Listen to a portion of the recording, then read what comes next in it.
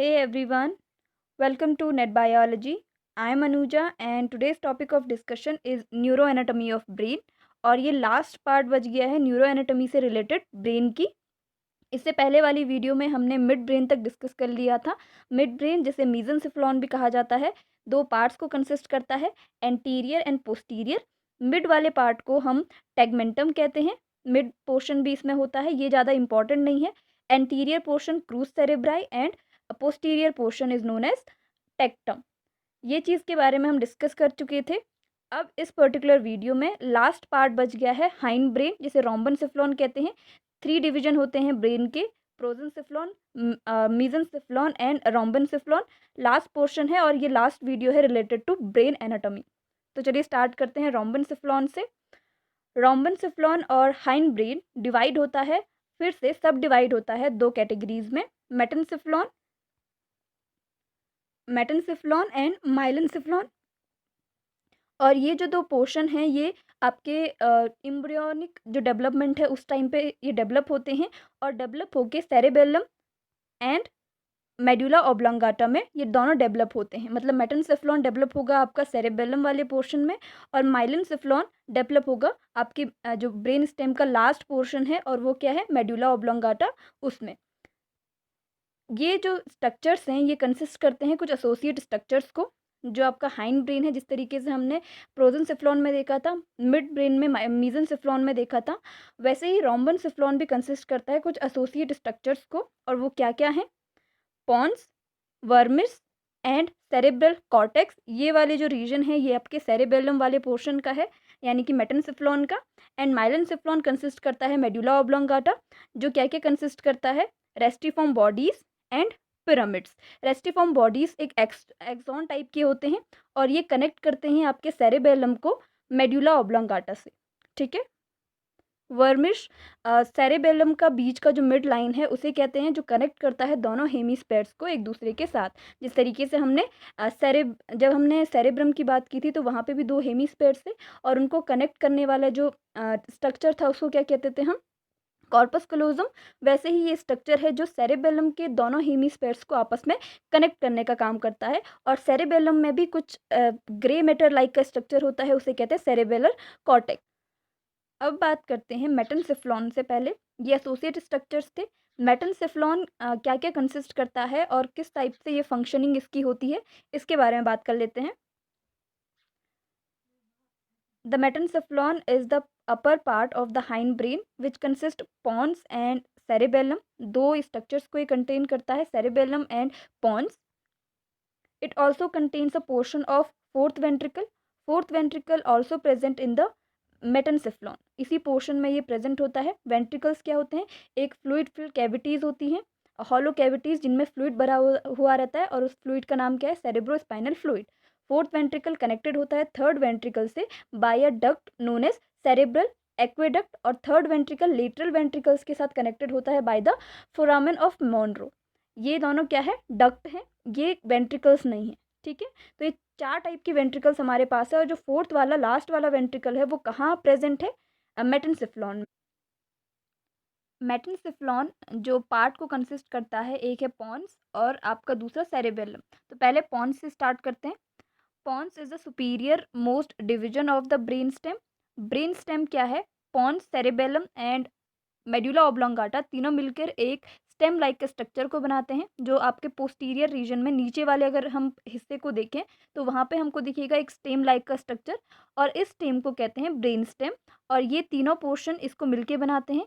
Superior और ऊपर वाले पोर्शन को पॉन्स कहते हैं, जो ब्रेन स्टेम का सबसे अपर वाला रीजन है, situated between the mid brain and the medulla oblongata in and in front of the cerebellum. Cerebellum से फ्रंट में, मिड ब्रेन से नीचे और मेडुला ऑब्लोंगाटा के ऊपर जो लोकेटेड होता है, सिचुएटेड होता है, उसका नाम है पॉन्स।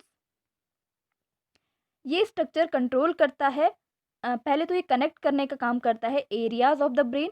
ब्रेन के डिफरेंट एरियाज को ये कनेक्ट करने का काम करता है और साथ ही साथ रिले करता है इंफॉर्मेशन को। कोई भी इंफॉर्मेशन सेरेब्रल कॉर्टेक्स की है उसको कहाँ तक पास करेगा, सेरेबेलम और आपका नीचे वाला जो पोर्शन है मेडुला ऑब्लोंगाटा, वहाँ तक इसको रिले और पास करने का, मेनली पास करने का ही काम करता है। साथ ही साथ इसका कंट्रोल होता है किस पे, फंक्शंस पे, like maintenance of posture and breathing. Mainly ये कंट्रोल करता है ब्रीदिंग और रेस्पिरेटरी रिदम्स को। और कुछ सेंटर्स पॉन्स में भी होते हैं रेस्पिरेटरी रिदम्स के लिए, रेस्पिरेशन के लिए। और बाकी के जो सेंटर्स हैं, रेस्पिरेशन का मेन सेंटर जो आपका इनवॉलेंट्री सेंटर्स जहाँ प्रेजेंट होते हैं, ये जो आपके ऑटोनॉमिक सेंटर्स प्रेजेंट होते हैं मेडुला ऑब्लोंगाटा में, वहाँ रेस्पिरेटरी सेंटर भी है। और कुछ सेंटर्स आपके पॉन्स में भी होते हैं जो रेस्पिरेटरी रिदम्स को कंट्रोल करते हैं। और वो एरियाज और वो सेंटर्स कहाँ कौन कौन से होते हैं, एपनेस्टिक एरिया एंड न्यूमोटैक्सिक एरिया। ये मेनली कहाँ काम करते हैं, आपके जो रिदम, आपकी रेस्पिरेटरी रिदम है, इसको कंट्रोल करने का ये काम करते हैं। These areas regulates the respiratory rhythms. अगर हम स्ट्रक्चर में देखें तो पॉन्स वाला जो पोर्शन है सेरेबेलम से फ्रंट में, मिड ब्रेन से नीचे के पोर्शन में, और ये वाला जो पोर्शन है कोनिकल पोर्शन, ये है मेडुला ऑब्लोंगाटा, इसके अपर में ये प्रेजेंट होता है। और मेडुला ऑब्लोंगाटा के नीचे से स्टार्ट हो जाती है स्पाइनल कॉर्ड। तो ये रीजन है, यहाँ पे प्रेजेंट होता है, लोकेटेड होता है आपका पॉन्स। और इसका मेन फंक्शन क्या है, पोस्चर को मेंटेन रखना, और साथ ही साथ ब्रीदिंग की जो प्रोसेस है या रेस्पिरेटरी जो रिदम है, इसको मेंटेन रखना। नेक्स्ट पार्ट है मेटेनसेफ्लॉन का सेरेबेलम। सेरेबेलम कुछ कुछ आपके सेरेब्रल की तरह ही दिखता है, सेरेब्रम की तरह ही दिखता है। ये है आपका सेरेबेलम, और ये लोकेटेड होता है posteriorly to the medulla oblongata and the Pond's.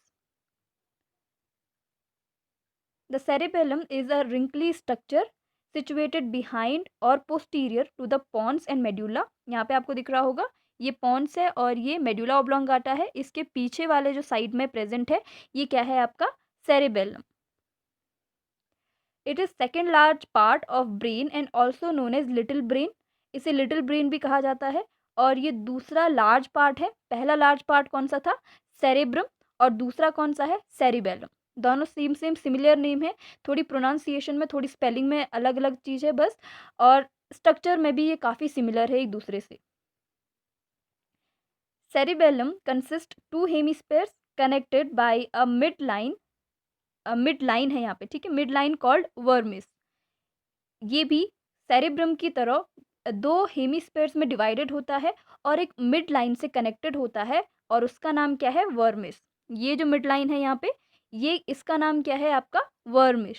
और अगर हम सेरिब्रम की बात करें, सेरिब्रम में जो मिड लाइन थी जिससे दोनों सेरिब्रल हेमिस्फेयर्स आप एक दूसरे से कनेक्टेड होते हैं, उसका नाम क्या था, कॉर्पस कलोजम। और इनका इसका यहाँ पे नाम क्या है, वर्मिश। तो इनको, ये जो दो टर्म्स हैं, इनको याद रखना ज़रूरी है, जो कनेक्टेड लाइन है, कनेक्टिव लाइन है दोनों के बीच में, दोनों हेमिस्फेयर्स के बीच में। Cerebellum also consist grey and white matter like cerebrum. Cerebrum की तरह यहाँ पे भी ग्रे मैटर और वाइट मैटर है। और ग्रे मैटर वाला जो पोर्शन होता है, इसको कहते हैं सेरिबेलर कॉर्टेक्स। और उस वाले पोर्शन को, जहाँ पे सेरिब्रम की बात थी, तो उसको कहते थे सेरिब्रल कॉर्टेक्स, और इसको सेरिबेलर कॉर्टेक्स। थोड़ा सा प्रोनाउंसिएशन और स्पेलिंग्स में अलग अलग हैं, बाकी ये दोनों एक दूसरे के काफ़ी सिमिलर लगते हैं। Gray matter or the cerebral cortex located on the surface of the cerebellum known as cerebellar cortex। ये वाला जो रीजन है, जो ग्रे मैटर वाला रीजन है, जहाँ पे गायराई एंड सल्काई होते हैं, जो क्या करते हैं, इसको थोड़ा कन्वोल्यूटेड बना देते हैं, फोल्डिंग्स यहाँ पे मिल जाती है, तो इसको क्या कहते हैं, सेरिबेलर कॉर्टेक्स। और ये होता है ग्रे मैटर। और ग्रे किसकी वजह से होता है, जो निसस ग्रेन्यूल्स होते हैं आपके न्यूरॉन्स में, न्यूरॉन सेल बॉडी में, उसकी वजह से। और वाइट किसकी वजह से होता है, माइलिनेटेड एक्सॉन्स की वजह से, जो कहाँ प्रेजेंट होते हैं, वाइट मैटर में। Cerebellar cortex has tight folding called gyri, और जिसे हम जायराई कह सकते हैं, गायरी और जायरी एंड सल्की कह सकते हैं, और गायराई एंड सल्काई कह सकते हैं। And the grooves are known as sulci. और ये दोनों काफ़ी सिमेट्रिकल्स और सिमिलर होती हैं, मतलब यहाँ पे जितनी भी आपको गायराई एंड सल्काई दिख रहे होंगे, ये थोड़े सेरिब्रम से काफ़ी अलग हैं। ये काफ़ी सिमेट्रिकल और काफ़ी ज़्यादा टाइट फोल्डिंग्स होती हैं। White matter present underneath of the cerebellar cortex. It is arranged in a form of patches and appear like structure of tree, यहाँ पे देख रहे हो ट्री जैसा स्ट्रक्चर यहाँ पे दिखाई देता है, और ये कुछ पैचेस टाइप का बनाता है, जो वाइट मैटर है वो पैचेस जैसा बनाता है, जिसकी वजह से ये ट्री के स्ट्रक्चर जैसा दिखता है, और ये स्ट्रक्चर कहलाता है आपका tree of life. Function of cerebellum, इनके फंक्शंस क्या होते हैं, सेरिबेलम मेनली किस फंक्शन को प्ले करता है और किस चीज़ पे कंट्रोल करता है, इसके बारे में बात कर लेते हैं। It is responsible for coordination, maintain the balance, maintains muscle tone, uses sensory and motor information to maintain posture, posture को मेंटेन रखने के लिए, बैलेंस को बनाए रखने के लिए, कोऑर्डिनेशन, जो भी हम कोऑर्डिनेटिंग एक्टिविटीज़ करते हैं, जैसे हम वॉकिंग की जो प्रोसेस करते हैं, वॉक करते हैं, उसके लिए भी ये इंपॉर्टेंट है कोऑर्डिनेशन बनाने के लिए, मसल टोन को मेंटेन रखने के लिए, और sensory information and motor information को गैदर करके पॉस्चर को मेंटेन रखने के लिए भी ये हेल्पफुल है। तो ये है फंक्शंस सेरिबेलम के। अब लास्ट पोर्शन बच गया हमारा, जो लास्ट है ब्रेन स्टेम का, और उसका नाम क्या है, माइलिनसेफ्लॉन कंसिस्ट करता है उसका, और उसका नाम है मेडुला ऑब्लांगाटा। तो पहले थोड़ा सा माइलिनसेफ्लॉन के बारे में बात कर लेते हैं। The myelencephalon is the lower part of the hind brain which consist medulla oblongata. नीचे वाला जो पोर्शन है वो है माइलिनसेफ्लॉन, और ये कंसिस्ट करता है मेडुला ऑब्लांगाटा को। ये कोनिकल पोर्शन जो है ये मेडुला ऑब्लांगाटा है, और ये पोस्टीरियर पार्ट है ब्रेन स्टेम का। It is the posterior conical part of brain. Medulla oblongata is situated between the pons and spinal cord. इसके नीचे जो भी स्टार्ट हो जाता है एक स्पाइनल कॉर्ड, स्पाइनल कॉर्ड की एनाटॉमी के बारे में आगे बात करेंगे। मेडुला ऑब्लांगाटा से आगे स्पाइनल कॉर्ड होती है, और इसके ऊपर वाला रीजन जो था वो कौन सा था, पॉन्स, जो आगे से लोकेटेड था। It forms inferior part of the brain stem. Brain stem की हमने बात की थी। ब्रेन स्टेम कंसिस्ट करता है 3 पोर्शन को। अपर जो पोर्शन, सुपीरियर पोर्शन होता है पॉन्स, लेटरल जो पोर्शन होता है सेरिबेलम, एंड नीचे वाला इंफीरियर पोर्शन होता है medulla oblongata. Medulla continues downwards towards a hole called the foramen magnum, और ये फोरामन मैग्नम जो स्ट्रक्चर है, एक होल टाइप का स्ट्रक्चर है, या एक होल है, ये कहाँ होता है, ऑक्सीपिटल बोन में, जो पीछे वाली जो बोन होती है वहाँ पे ये होल होता है, और इससे ये कंटिन्यू होके बनाता है स्पाइनल कॉर्ड। मतलब जो मेडुला ऑब्लांगाटा है, फोरामन मैग्नम के बाद, इस होल के बाद ये क्या हो जाएगा, स्पाइनल कॉर्ड में कन्वर्ट हो जाएगा, और उसके बाद आगे सारा क्या है, स्पाइनल कॉर्ड है। ठीक है, अब बात करते हैं फंक्शंस की। मेडुला ऑब्लांगाटा कौन कौन से फंक्शंस प्ले करता है। Mainly medulla oblongata is responsible for autonomic activities, जिन्हें हम इनवॉलेंट्री एक्टिविटीज़ भी कहते हैं, and consist various autonomic centres.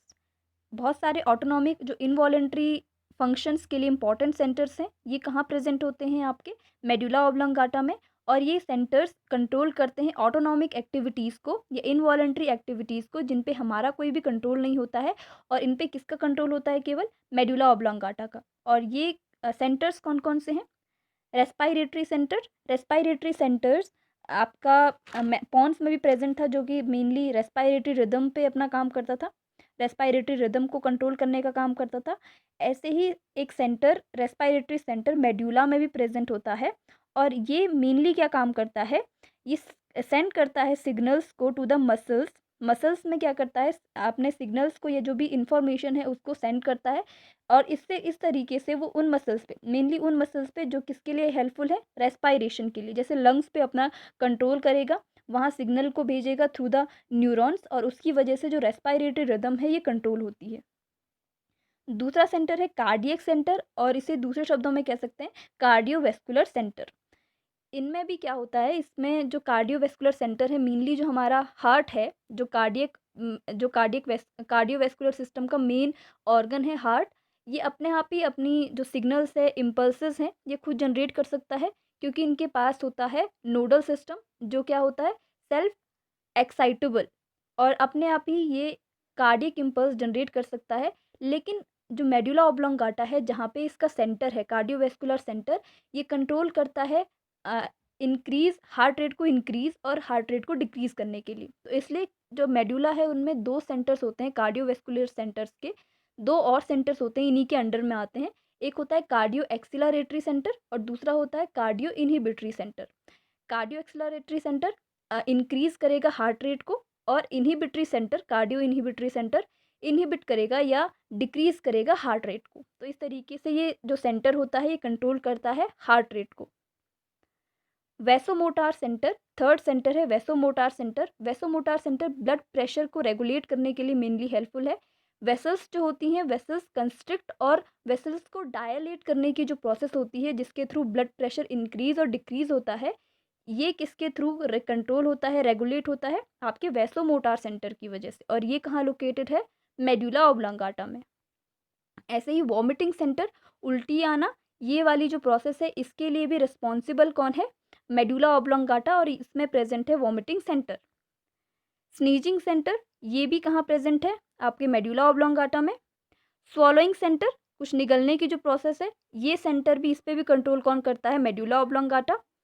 Coughing centre and hiccuping centre, ये सारे सेंटर्स प्रेजेंट है और ये सारी एक्टिविटीज़ ऑटोनॉमिक एक्टिविटीज़ है, इनवॉलेंट्री एक्टिविटीज़, और इनका सेंटर, इन पे कंट्रोल कौन करता है, मेडुला ऑब्लांगाटा।